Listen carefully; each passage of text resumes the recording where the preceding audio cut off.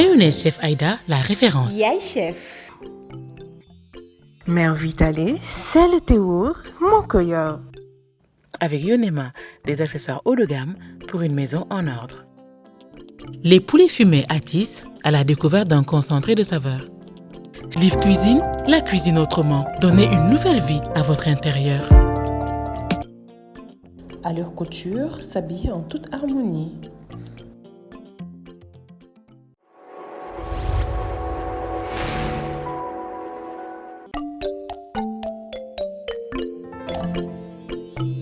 C'est toujours un plaisir de vous retrouver dans votre émission appétissant comme ni ngeen ko xamee dootuma leen jàngal sama waañ chaque jour ma nar a ñëw ak yéen di leen présenter ay plats yu bees di leen indil ay entrées yu bees Khadija bu ñëwee aussi indil leen dessert yu appétissant donc tey plat bu ma leen indil mooy papillotes de poulet à la crème moom laa leen di defaral et comme entrée je vais vous concocter une salade hawaïenne mën nañu jublu directement ci suñu préparation salade c'est une salade qui est facile à faire, rapide et extrêmement délicieux. Je vais commencer par le vinaigre. Def vinaigre balsamique, poivre. Donc je vais def 2 pincées. Je vais def aussi 2 pincées de sel. Je vais def une pincée de sucre.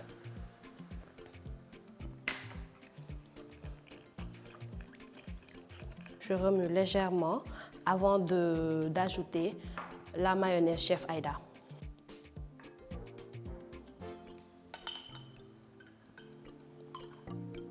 Et su ma paree ak mayonnaise Chef Aïda bi damay jël huile bi ma def benn filet et je remue le tout ba ma daal di am benn mélange. léegi rendu bi laa am déjà pour mélange bi léegi nag damay ñëw ajouter le riz blanc.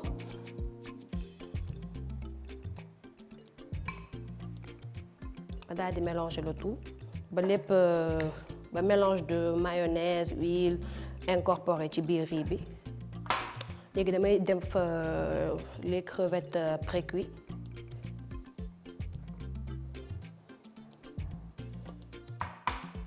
les bâtonnets de crabe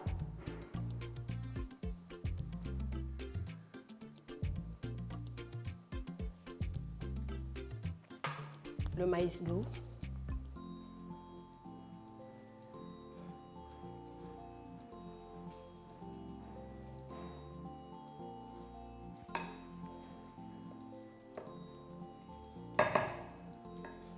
Donc ananas yaa ngi nii c'est des ananas en tranches moom laa ciy def mu nekk benn contraste de sucre et salé ma def kiwi ma daal di mélanger gis ngeen comme ni ma leen ko waxee woon salade bu yomba def la bu neex la te di ngeen apprécier. léegi salade bi mu ngi nii pare na léegi dressage bi rek moo des teg naa samay verrine ci laa koy disposer def sama dressage après mettre ko au frais ba sama papillotes de poulet pare voilà donc on peut attaquer directement le plat les papillotes de poulet à la crème. Ñun nag à la place de la crème fraîche on va utiliser le lait concentré Vitale alors di ngeen gisal seen bopp que même goût bi lay doon mooy dàq sax nag donc pour commencer damay njëkk a découper sama poulet en 2 parties su ma ko découper en 2 parties et c'est déjà nettoyé au préalable ma daal di découper en lamelles les poivrons vert jaune rouge après ma daal di jël sama benn saladier defar ci sama marinade qui sera composée des différents épices que j'ai énumérés su ma paree daal di indi sama moule à gratin def si le poulet marinade ak samay légumes plat bu simple la bu rapide la te bu appétissant la.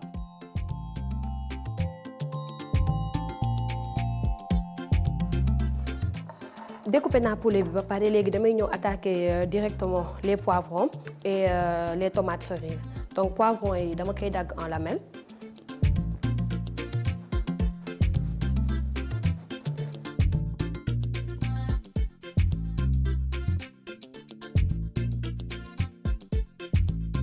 découpé naa sama ay légumes ba pare découpé naa aussi poulet bi donc damay ñëw defar marinade. dinaa soxla benn cuillère à soupe de poudre d'ail, benn pincée de sel, benn pincée de poivre, poudre de muscade, fond de volaille ak moutarde.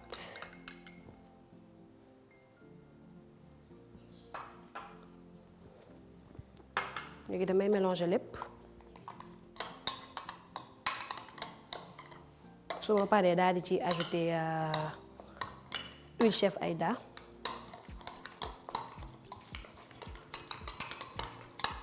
donc dama ci ajouter benn filet d'huile chef Aïda pour délayer un peu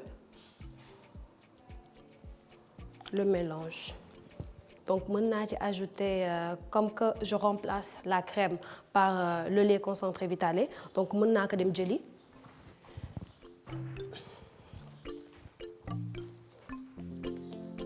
tey moom sàcc naa leewu Khadija bi def ko ci sama plat.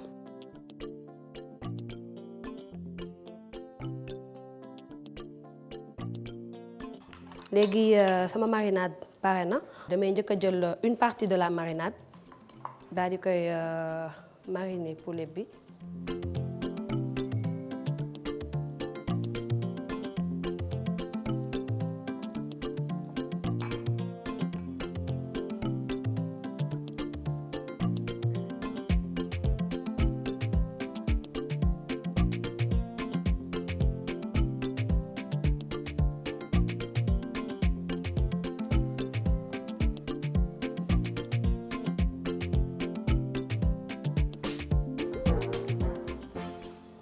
léegi mariné naa poulet bi ba pare léegi damay ñëw disposer les poulets ci papier cuisson bi comme que au four lañ koy dugal et puis je dispose les poulets donc mën naa def deux papiers donc pour premier bi damay def benn moitié poulet bi. mën naa def deux moules à gratin donc pour poulet bu nekk ak moulam donc première partie wu poulet bi moo nekk nii.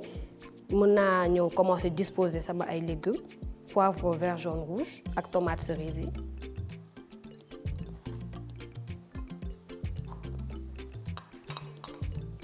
defaat marinade ci kaw.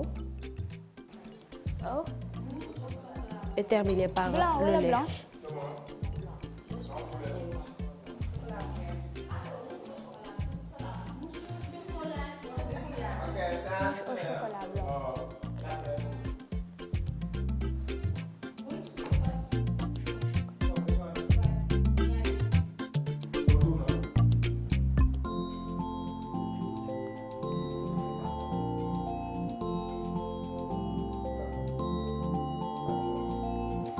Coucou tout le monde, bienvenue dans votre émission préférée appétissant. Alors tey nag dessert bi ma leen indil yomb na neex na defar mousse au chocolat blanc laa leen indil. Pour ñu defar suñu mousse dañuy soxla chocolat blanc, des œufs, sucre vanille et pour la déco, moi j'ai des ananas, des mangues, des cerises. Yéenay xool nag bu leen neexee mën ngeen utiliser yeneen fruits mais man moom lii laa utiliser. Mettre le chocolat découpé à fondre au bain-marie. Séparer les blancs des jaunes.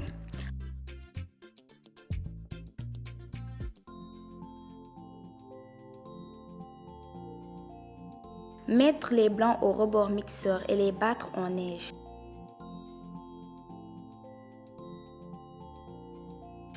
Pendant ce temps, enlevez le saladier de chocolat fondu.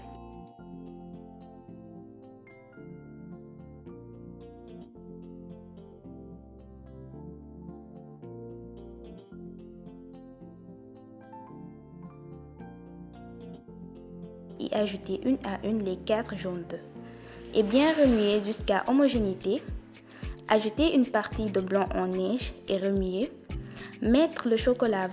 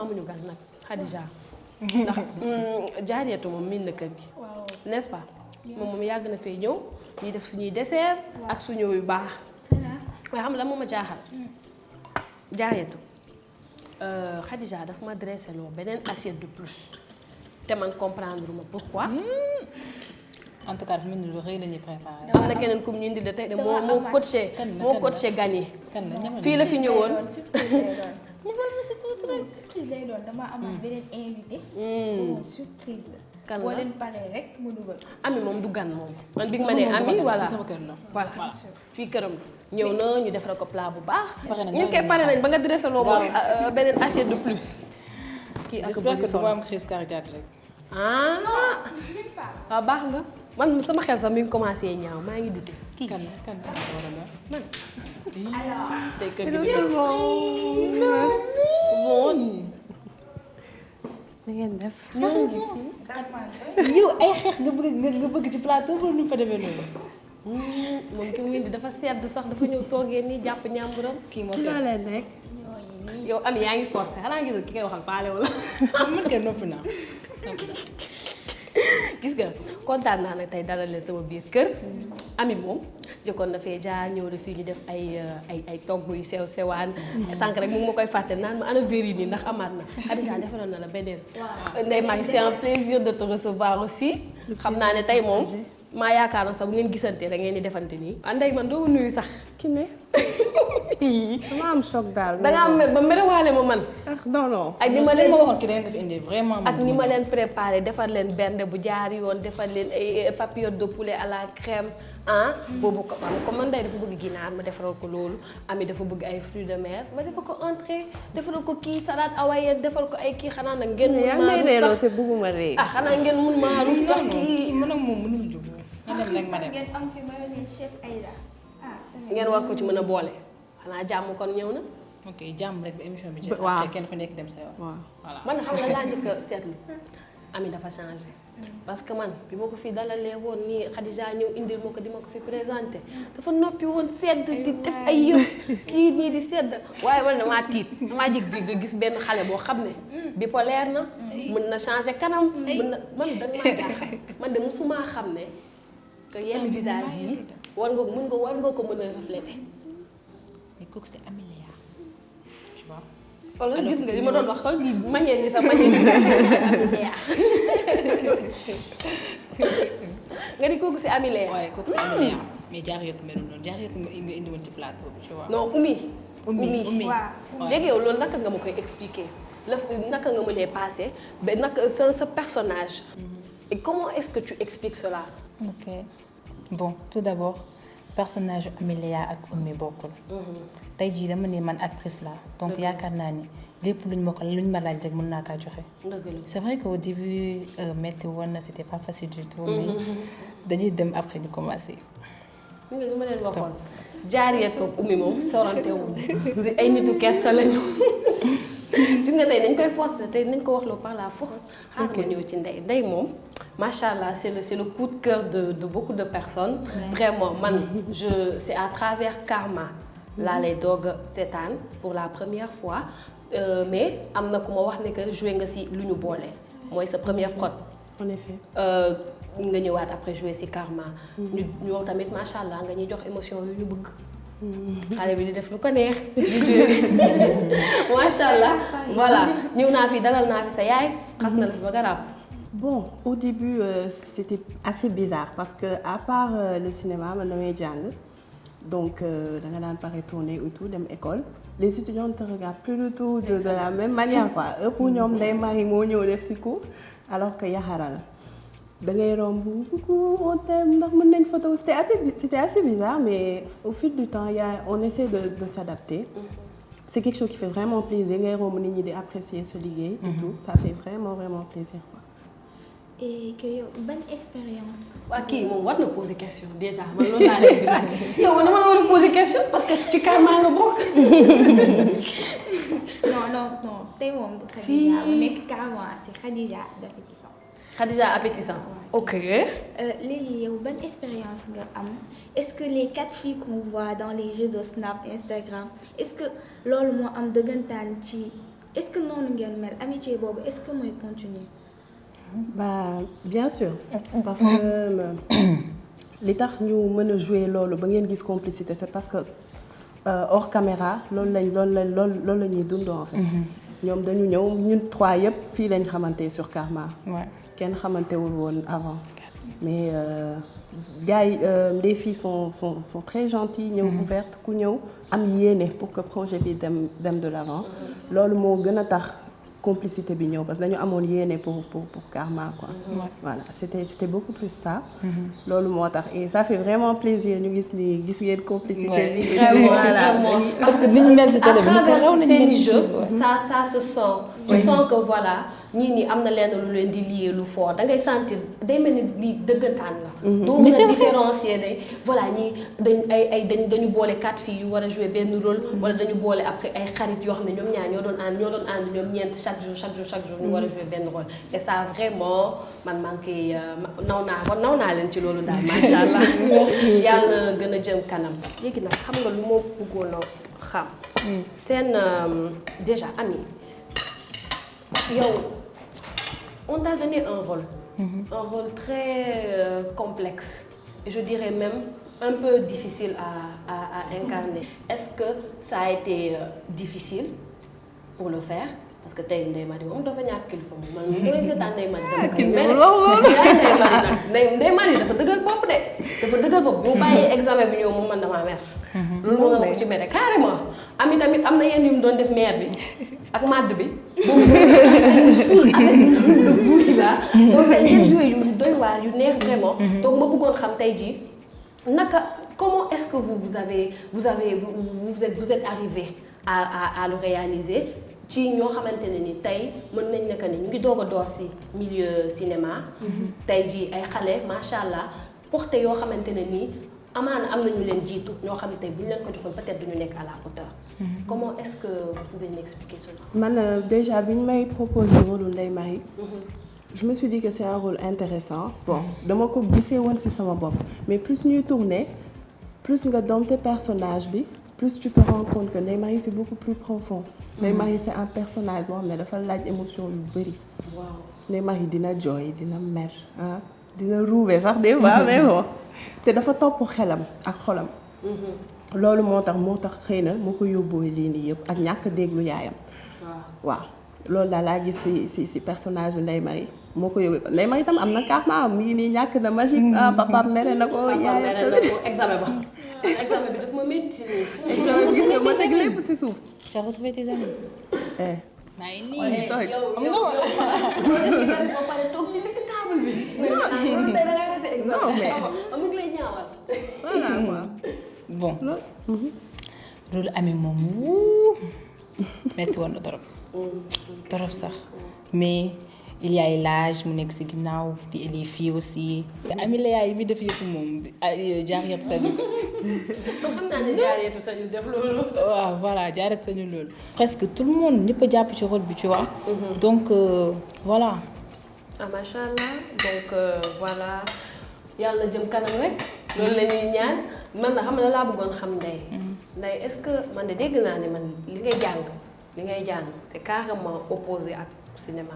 Est-ce que demuñu bay bokk sax léegi nga nekk actrice léegi yow que comptes-tu faire da ngay continuer wala gis nga sa bopp tey ci cinéma bi dans 10 ans wala tey dans 10 ans feneen nga seen sa bopp. Ba xaw ma ku la informé mais wax na la dëgg. parce que yow man mii man damay topp affaire yi de toogee loolu. non mais boo bëggee sax ma wax la li ngay jàng nag. Aïcha. génie civil. xanaa du man maa informé. non wax dëgg yàlla. En effet parce que bâtiment travaux publics laa jàng. mais bon cinéma mun naa ne loo xam ne daf ma dab la. sopp moo ma si dugal sopp. en plus de ça aussi sama rakku yaay sama tante dafa débuté woon si loolu man gëm naa ne je devais terminer son rêve je devais continuer son rêve quoi parce que j'étais très proche d'elle li mu dem Italie moom moo ñu séparé d'ailleurs je lui fais un petit coucou. voilà quoi dafa bëggoon loolu léegi li yaayam gaañu mu def benn production rek après elle a pas pu continuer mais lu mu bëggoon la. man gis naa ni gëm naa ni loolu la quoi loolu gën a tax Yaxara dugg ci cinéma te gis naa ci sama bopp c'est quelque chose que j'aime faire bëgg naa ko daal te bu yàlla defee jàmm on verra bien. te ñu continuer waaw. Ami yow nag say projet d'avenir tey soo doon xool sa bopp da ngay continuer cinéma bi wala da nga gis sa bopp feneen. tey jii ñaan na yàlla dans 5 ans bu nekkee yàlla def na ma continuer cinéma bi tey jii bëgg naa nekk si yeneen production yu gën a mag. tey jii au niveau international. représenter sama dëkk yi tout ça. ah yàlla mën na ko de da koy def de. incha allah fi nga teg sa tànk moom noonu la bu ko teggi ñun bëgg nañ loolu. merci beaucoup Khadija yow. Khadija yow du ma la poser question si calme sama laa invité. Khadija. waaw mbéy ma loolu waaw garaawul jël. alors ban séquence moo leen gën a marqué. en fait séquence yi lay marqué day bëri ba. day bëri waaye voilà doo mën kii quoi mais man. bi ma tourné ak sama yaay première fois bi may ñëw di ko wax waxu Magib mu xas ma et tout parce que loolu bi ñuy mécanique dama jooy. ci saa si dama jooy parce que j'ai vu ma maman en elle quoi. xam nañu waaw man lii la du lee tout dëgër tuuti voilà quoi séquence boobu moom man daf ma marqué quoi. c'était une belle séquence. moom nee na bu ko yaayam dikki man bu ko papam di pap ba mu ñëwee ba def li mu def ba pare ba papam ñëwaat si appartement billaay séquence boobu dafa man ni muy def sama xol bi man tamit dama doon gis sama papa à la place de pa bi ma doon naan man su ma demoon ba def li Ndeye Marie def nii ba sama papa ñëw di ma def lii da ngay natt affaire yi que macha allah man boobu mooy sama séquence préférée maa répondre noonu te laajte moom bon man sama séquence ma xool yi ma neex dafa bëri sax mais bi ci gën a metti moom moo nekk bi ñu ma doon noqi bi la doon noonu am na ay retours yu bëri naa man ñu waroon nañ laa dóor man Virginie laa waroon a indiwaale Khadija Virginie non t'inquiète pas yow kay waa Kama. non dañ ma jàpp dañ ma dóor dama yegg xol sanguma dama dugg sama néeg dama tëdd dama nelaw mais dóoruñu ko Réal bi daf ko baal. ça devait être plus intense. Réal bi moo ko baal franchement. day mënoon da gën a dóor. Virginie daf ma xët ba sama asma bi daanaka. Virginie moom dóor elle t'a pas raté. Khadija nag bu ma fi indiwee samay gan xam nga lan la may wax danaan la soit nga xool yow boo nekkul woon actrice.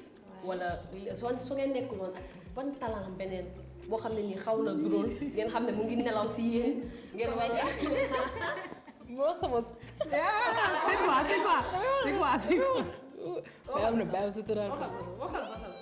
noo kii man ñu naan Ndeye Marie dafa yaru Ndeye Marie dafa sedd Ndeye Marie dafa def man réaction bi la am. kon day seddul. kii laaj leen ko El Hadj Cissokho El Hadj sa doom ndey. day mel ni foofu noonu. après maa ngi ñëw si Ami. waaw. non mais man dafa yow yaa ngi. da ngay wax wala mu wax. non des fois damay fecc yoon mais du dara de. Vous n'avez pas senti que je vous ai réconcilié te dara xewul yi. ku nekk ngi naan maa ngi wax sa bos tuuma ngeen. non kër ki ne moom neex na. lekk bi neex na trop sax. mayonnaise bi neex na ambiance bi neex na. ambiance bi neex na mais bëgg nañ xam tamit affaire bi. lan si flamme bi yi ngay envoyé. Réal bi laay waxal sa bos yow. tey jii xamalante nañ de. wax leen ñu bàyyi noonu bàyyi kenn ku nekk sutura sa borom. est-ce que gis ngeen ni que ni voilà góor jar na ngeen di séparé wu yàq seen amitié. jaru ko. surtout Ndeye Marie moom kaa moo gën a. non Ndeye Marie moom dafa naïve en amour. waaw loolu dafa moom naïve dafa naïve te benn nopp la moom Magib rek loo wax lu dul Magib moom garaawul mais Yaxara gis naa ne man quand on est jeune et qu'on est à fleur de l'âge bu dul lii rek di lële. utal leneen avance faut avancer bul. stagner quoi. voilà baaxul si góor ñi boobu bari nañ yàlla baax na quoi pour ëllëg. bàyyante woon Ndeye Marie bàyyi na la. waaw Ndeye Marie bàyyi na ma mu metti muy ku ma ko defoon damay ñibbi. mais tamit c'est normal dafay comprendre parce que moom moo tooñ tu vois donc am na droit mu ñëw taxaw et assumer. elle défend Ami en plus. moom elle défend. mais parce que Ami moom li mu duggoon yëpp nekkul dafa ñëw mu ne waaw dama ñëw pour nopp Magib bi tout ça dafa ñëw pour venger wu far yàlla mu nobbaale Magib. ndeysaan carrément. voilà mi ngi noonu. mais ba tey ba garaawul may naa la loolu Ami. mais man en tant que jaariyatu man d'accord ma li Ami def moom vraiment parce que mënoon na jaaree beneen côté wala mu toog ay copines am waxtaan depuis le début. alors Ndeye Marie là moom tegal ñoo woyu Kama. ah loolu sawoon naa si Aliou Diouf. maa ngi yow ñooy fecc. mais Khadija xanaa wuloo salsa bi yow tamit. doo topp kii bi.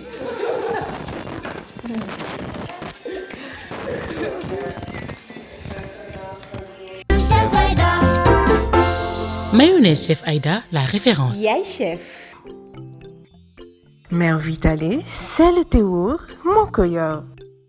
Avec Yonema, des accessoires haut de gamme pour une maison en ordre. Les poulets fumés Atis, à la découverte d'un concentré de saveurs. Liv Cuisine, la cuisine autrement. Donnez une nouvelle vie à votre intérieur.